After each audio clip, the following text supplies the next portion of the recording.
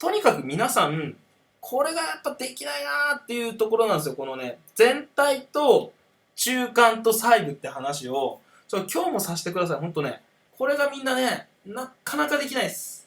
マジで。よくみんなやっちゃうのが、みんなよくやっちゃうパターンとしては、全体書きました。次、細部に行っちゃう人多いの、これ。これね、ちゃんとできるとね、本当に何でも書けるようになるんですよ。本当に何でも書けるようになるんだけど、みんなね、いきなりね、細部に行っちゃうんですよ。どういうところに注目して、この全体中間細部に、行かなきゃいけないのかっていうところをもう一回見ますよ。こういう風な観点で僕見ますよ。こんな感じ。ここ区切るじゃん。こんな感じ。こういう風に見たいよね。こういう風に見てくださいよ。で、こうすると、どういうことがだんだんわかるかっていうと、よいしょ。皆さんがイラストを描くときとか、漫画を描くときとか、もちろんアニメのレイアウトを描くとき、全く同じです。これさ、アニメーターとかやってる人はちょっと見覚えありませんか？あるいはアニメのそういう原画集とかさ、見たことありますっていう人はさ、こうちょっと見覚えないですか？こういう図。こういうのに書くんですよ、アニメーターって。なんとなく知ってる？さすがにみんな。で、ここにカットとか、いろいろ書いてあるじゃないですか、こうね。要するにフレームなんですよね。フレームの中の結局は、どういうふうに書くのっていうことだったりするのね。で、これが漫画家さんですよね。じゃあ、イラストレーターさんはどんなことやるのって言ったら、例えば、コミケの表紙とかですよ、仮にね。コミケの表紙だったら、例えばここにこういう風になって、で、キャラがなんとなくここにこういう風にいて、必ずみんなね、対フレームっていうことをやるわけ。対フレーム。ないというか、これ実はレイアウトですよ、簡単に言うと。レイアウト。これこそがレイアウトなんです。要するに配置。で、この時に根本的に大事な発想ってのが、これなんだよ、これ。これ。要するに全体に対してどこにどのぐらいの面積で配置するのっていうこと。どのような位置関係で、絵を収めるのっていうこと。これが、要するには全体を支配するってことなんですよ。でこのキャラで言うと、何が結局ポイントになるのっていうと、これです。この部分。これです。これ。これが、まずは、かっこよく描けない限り、いい絵にならないです。で、皆さんが、よくやりがちなことをね、ちょっとあえて書きますよ。気がつかぬ間に左右対称にしちゃうんです、みんな。この段階でもはや。気がつかぬ間に皆さん、この段階で、このように、なぜか左右対称っぽい形にしちゃって、この隙間を見てください、隙間。この隙間が、このように左右似た感じになんとなくしちゃったりする人多いんですよ。こうするととってもつまらない絵になる。というのは、この絵の中で、動きがないのはわかりますか？これ全然面白い絵じゃないんですよ、これ。動きがないの、この中に、ほら。こういうとこに入ったとしても、これとってもつまんない絵なんです、これ。何の躍動感もないから。動きないの。じゃあ、片や、ちょっとこっちで試してみましょうか。片や、これね、僕のやってるのを、要するにこれね、抽象度が高い見方をするっていうことなんですよ。この抽象度が高いっていうのは、このキャラの顔とか、もう今造形とか全然ないでしょ？キャラの造形とか全然ないんだけど、この段階で実はこだわるということが実はすごく大事なんです。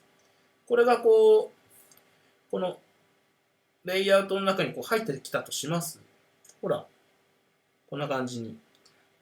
もうこれだけで方向性が出たの分かりますか？分かりますか？こういう方向性があるの。要するに方向性ができた。こういう形してるから。でそれが、片や、こういうのだと、もうこれ方向性がもう一方向っていうのかな、左右対称になっちゃってるから、絵として何も動きがない。っていうふうにつまらない絵になってしまうんです。だから、なんで左右非対称にしなきゃいけないのって言ったら、形として方向性が出る。方向性が出るということは見てる人の目線自体も誘導することができる。だからそこに物語とかストーリーが生まれる。要するに、停滞してしまうんですよ。その左右対称だと。左右対称っていうのは停滞。だから何もそこで動かない。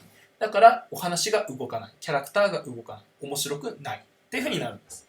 で全体で区切った時に、もうこの段階で左右のこの水色になってる部分の形がもう違う。さらにもちろん中身のこの赤い部分は当然そういう意味では違う。っていうふうに左右非対称にするというのはそういうことです。見てます。だから次僕がやってるのって何かっていうと、ここに対してどういうことをやってるかとちょっと今度消す方に入るか。削り、削り、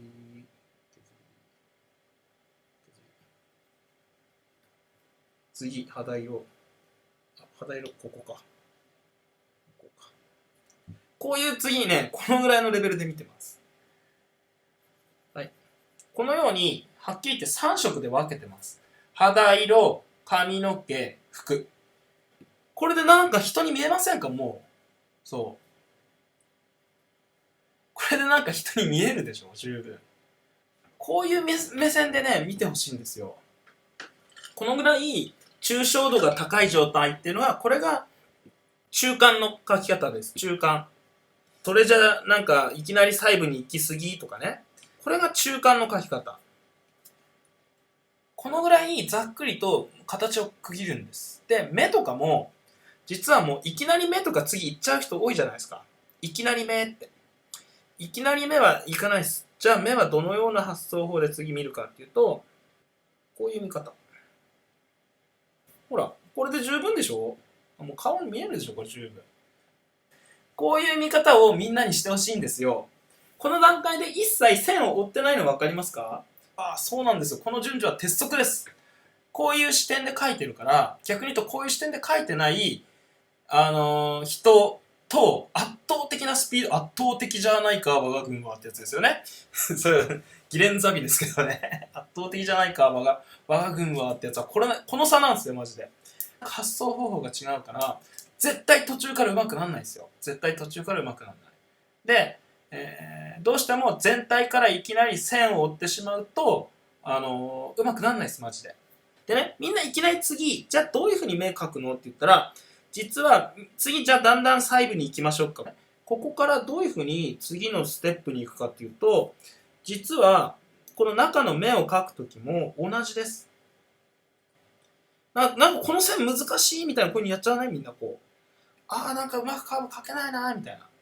中を埋めるときも同じです。中を埋めるとき、今こういう面があるんだから、次やるべきことっていうのは直近って、もう直線で区切るんだよ。もう直線です。直線、直線、直線、直線でいいの。これでいいの。台形とかでいいの。いきなり次にカーブをやるから失敗するのみんな。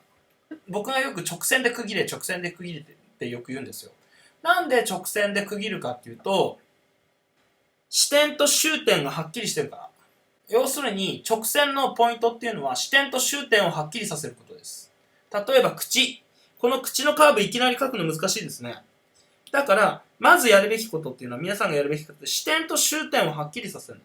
視点と終点がちゃんとこの顔全体でちゃんといい場所にあるかなっていうのを意識するの。だから、そして最後にカーブを入れるの。で、僕はそれを全ての今の言ったステップを、まあ慣れてるんで、一応プロなんで、まあこれで食ってるので、一発で書いてるだけ。だから皆さんがやるべきは視点と終点を分けて、最初はつまんない絵描いてください。はっきり言って。皆さんが最初に描くべきことっていうのはこれなんですよ。ロボットみたいな顔。こういう顔みんな描けないでしょ？描けないっていうか描かないでしょ？可愛くないからっつうか、ブサイクだから。こういうブサイクな顔を最初描いて、ディテールアップさせていくんですよ。ここから複雑なカーブを入れたり、こう目をかっこつけたり、こうしていくわけだんだん、こういうふうに。そうそうそう。いきなりフィニッシュにみんな行き過ぎなんです。で、これは、さっき素体はじゃあいらないのって、素体は書かないのっていうふうに言ってたけれど、素体自体は書かないです、はっきり言って僕。というのは何でかっていうと、素体と完成の絵はほとんど同じだからです。ほとんど素体なんですよ、これ。この髪の毛以外全部そのままなぞってたの分かる？これで素体じゃないですか？これ素体って言わない？そう。いつも素体が気になって仕方がないですって人ね。ね。じゃあ、素体はじゃあどうやって書けばいいんですかって思うでしょ、最終的に。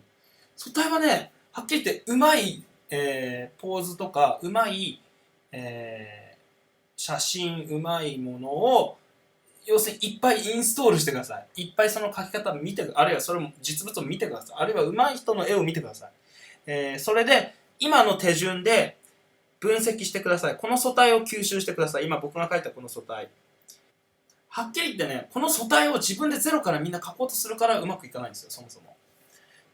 で、次にやってしまうことはどういうことかというと、次にみんながやるのは、ここにこう髪の毛やってみたり、でここにこう目のディテール描いてみたり、でこう髪の毛をこういろいろこうやるんですよ。こう。で、服とかもなんかこうちょっとなんかこういろいろやるんですよ。これやってる間にね、全体の形全然良くないんだよ。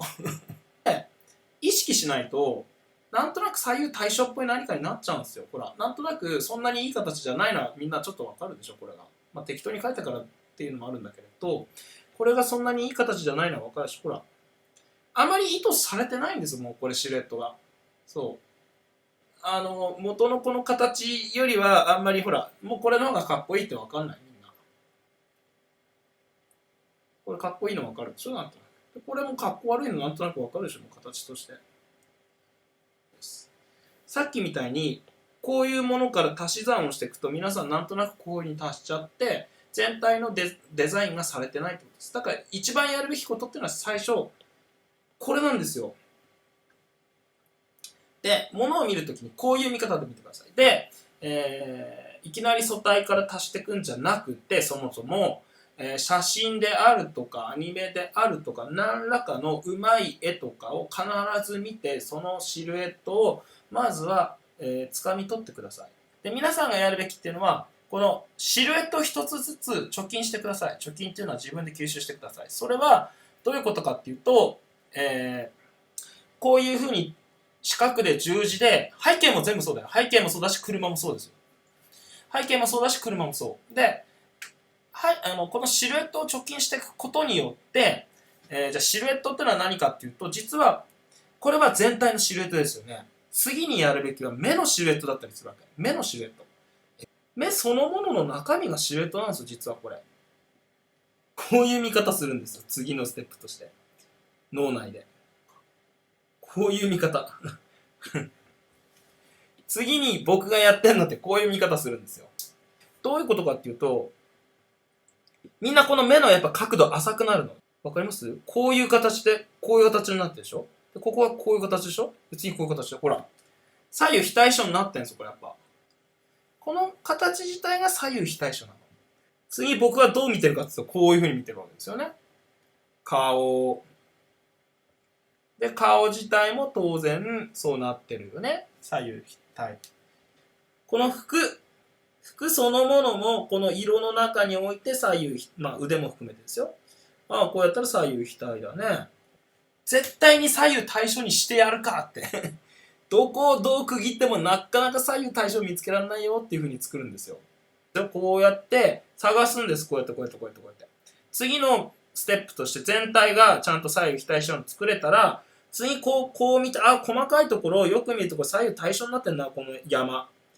あれ、この山ちょっと左右対称っぽくねみたいになるわけですよ。この山ほら。この部分ダメってこれダメなんですよ、これ。左右対称っぽいでしょ。だからこれ崩そうかなっていうのが、これね、中間から細部に詰めていくときの発想方法。皆さんがまず手で悩むのは、全体の形ですね。なんですが、僕のこれ見ると、もう本当にこんな感じで区切ってるの分かるよね。最初の第一ステップっていうのはこれでいいんですよ。これ。同じですね、結局は。さっき言ってた。なんで、このシルエットで僕書け、シルエットで書けってね。全体のシルエットで書け。全体のシルエットで書けってよく言うでしょ？それ応用聞くんですか全然みたいな。それ、うまくなんねんじゃねえみたいなちょっと思うでしょみんな。半信半疑じゃないですか？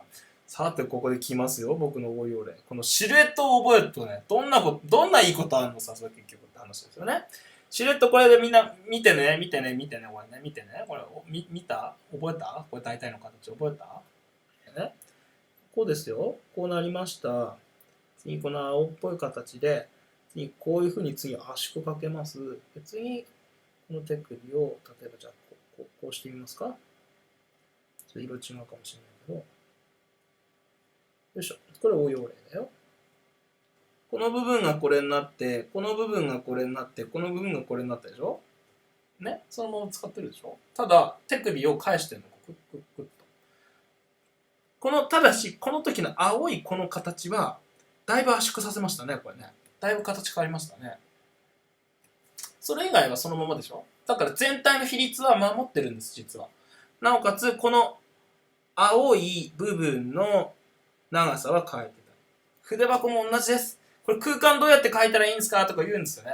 いや、空間立体難しいんですよってね。空間も立体も不要です。どうでもいい、そんなの。立体になるんですよ。ちゃんとこういう四角で区切って、ね。区切ってみますと。みんなね、パース線はどうなってますか？イレベルはどうなってますか？これ、どういう風になってますかみたいなんだけど、パースとかアイレベルとか全部ね、ちゃんと書いたところで、結局うまく書けなかったりするんですよ。そう。いや、パースここで、アイレベルここで、消失点ここで、いや、ちょっとずれてんなとかね。で、結局それ、なんか、それに執着することによって、よくやっちゃうのが、パースをちゃんと理解できない人が、いきなりパースをやっちゃうとです。どういうことになっちゃうかっていうと、よくあるんですよ。あれ、俺がやったパースだと、もうちょっとなんかここら辺もうちょっとこう、なってんのにな、みたいな。あれ、俺、なんかちょっとこの元の絵と違うな、みたいなね。あれとかね。あれ、俺の描いてるのだと、なんかどんどんどんどん、なんかこんなになっちゃったな、とか、こうなってなっちゃったなみたいな。あれ俺元の書いてたのとなんかこれ、なんか元の写真どんどん違うなみたいな。なんかね。そう。そう。どんどんね、自分の理屈に翻弄され始めるの。自分でアイレベル取って、小出点取って、なんかやり始めるじゃないですか。ここら辺かなここら辺かなここら辺かなここら辺かなってね。正しいアイレベル、正しい消失点、正しい、この、物の位置関係、布とか、この厚み関係、ね。それらの要素っていうのを全部再現しないと、ちゃんと書けないんですよ。ね。ってことは完璧な理屈を、あなたはこの絵を描くために完璧な理屈を踏まなきゃいけないんです。まどろっこしくないですか、それ。それ、まず理屈ミスったらもう俺絶対うまく書けないのみたいな感じでね。まず、みんなハードルね、上げてんですよ。ハードル上げてるっつうのは。なんでまず完璧な理屈がないと完璧に書いちゃダメなのまず目の前にあるもの、ただそれ、なんか形をなぞればいいじゃんっていう。だから、僕がこういうので見るときは、もう同じです。これに四角で区切ります。四角で区切って、この角度だけに集中するの。この角度だけ。この角度だけに集中します。この角度だけ。アイレベルとか消失点とかずれちゃうかもね。知らないっすよ、そんなの。アイレベルとか消失点とかこれ引っ張ったらどっかで間違うんじゃないですかきっと。違うんじゃないですか厳密には。どっかで引っ張った。でも、僕のこの絵変ですか皆さん。僕のこの絵が、いや、室井さんこれちょっとアイレベル消失点ちょっとずれてますね。室井さんこれちょっとアイレベルちょっとこれは無視しすぎじゃないですかとかって、僕の絵を見て、ツッコミ入れる人、これ見ていますかこれ見て。アイレベルとか消失点とか。要するに1点で間違ってないかもしれない。同じアイレベルじゃないかもしれない。ね。わかるよくないですかこれで別に。根本的に、はっきり言って、これがずれちゃいました。この四角。はっきり言って、これを書くときに、この四角ずれたら、もう左右の、対比っていうのか、左右の高さの比も違うから、結局これ、正しい絵にならないんですよ。こういう四角とこういう四角の差ほどあるんですよ。これパースとか関係ないんですよ、実はこの段階で。関係ないんですよマジで、この四角がもうの形がずれてるってことはもう違うんですよ。だから皆さんがやるべきことっていうのは、まずは対象物があったらそれをもう全体をこうやって分かりやすい四角で区切る。でこの時に大事なのが、もう一回ちょっと話戻りますけれど、水平垂直がちゃんと保たれてるかどうか、これ水平垂直が保たれてるかどうかっていうもので、結局は四方をちゃんと囲うことがこうやってできればね、結局はこの形パースとか考えないで結局できちゃうんですよね。結局そういう形になっちゃったな。そこにディテールを足してってるわけです、簡単に言うと。そこにその構造が見えないようにちょっとカッコつけてちょっと歪ませてみたり、ここちょっとふわーっと風合いというのかな、立体感を見せてみたりっていうふうにやることによって結局立体感とかも結局こうペタッとこうパースが寝てる状態っていうのは結果表現されてることによって、さっきほらキャラでもちゃんと描きゃ結局立体感見えんだよみたいな、かなりこう乱暴な言い方してたでしょ。それはそういう理由です。結局これがパースに見えちゃうよって話なんですよ。結局そうやって描けば、四方を区切って描けばね、でいやそれゼロから描きたいんですけれどっていうふうになると、だからいやそういうのをまず吸収しようね、そういう時にこういうふうに見えるんだな、ここら辺から見るとこういうふうに見えるんだなっていうのを一つ吸収しましょうねっていうことですね。はい。なのではっきり言って僕は根本的にゼロから書くことを推奨してません、はっきり言ってね、こういう時にこのように見えるってことを一個一個貯金して覚えようねっていうのが僕の考え方です。なんで皆さんは目の前にあるものを、そもそも見ない場合はもう自分の直感だけでずっと書いていくと。それはもうずっと自分の脳みそだけを頼りに書くので、結局何が正しい形で何が正しくないかとかどう見えるかも全然分かんないでずっと進めるので、それは暗闇を歩くような不安な気持ちになって当然だと